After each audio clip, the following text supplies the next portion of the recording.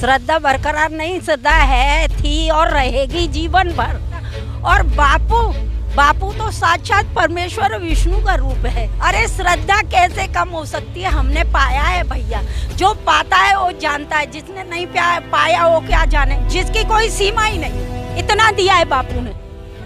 दरवाजे पे भी बहुत बड़ा वो लगा है स्टिकर कि मैं बापू को शिष्य हूँ, बापू की बेटी हूँ, मुझे कोई शर्म नहीं। क्यों? हमारे बापू जैसा कोई है ही नहीं विश्व में, और न कोई होगा कभी। भले हमारे गुरुदेव जेल में है, उससे हमें कोई फर्क नहीं पड़ता।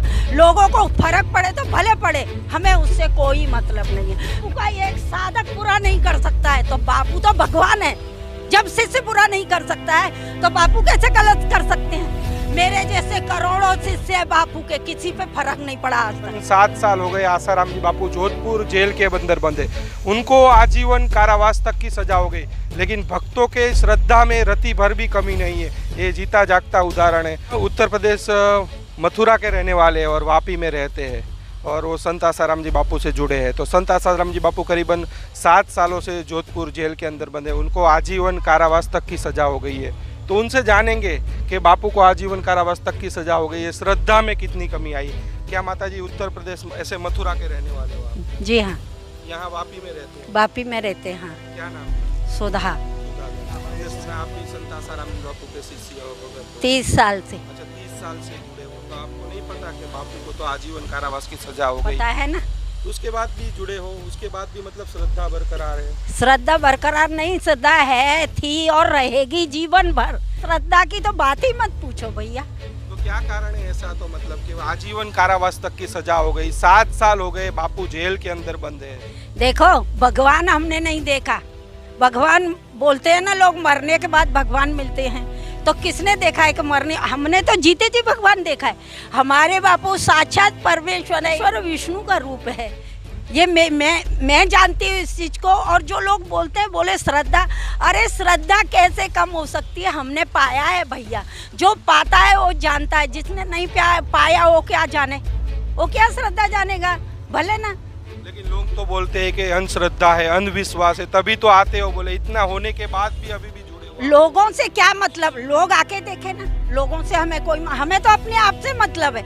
मैं तो कहती हूँ जो लोग बोलते हैं ना, वो इधर आके देखे, कभी आश्रम में जाएं, कभी हमसे मिलें। जिनको अंधश्रद्धा है उनको भी श्रद्धा हो जाएगी। जब वो हमारी बातों से ही श्रद्धा हो जाती है लोगों को। लेकिन वो बोले वहाँ तो गलत काम होते, हम क्यों जाए आश्रमों के अंदर? ए भैया, इसीलिए तो कहते हैं कि आके देखो। नहीं आओगे तो कैसे कि गुड़ खाते हैं, जब गुड़ खाया ही नहीं, और गुड़ खाओगे तभी तो मालूम पड़ेगा मीठा है। जब खूब गुड़ खाओगे नहीं तो तुम्हें मालूम कैसे पड़ेगा कि मीठा है?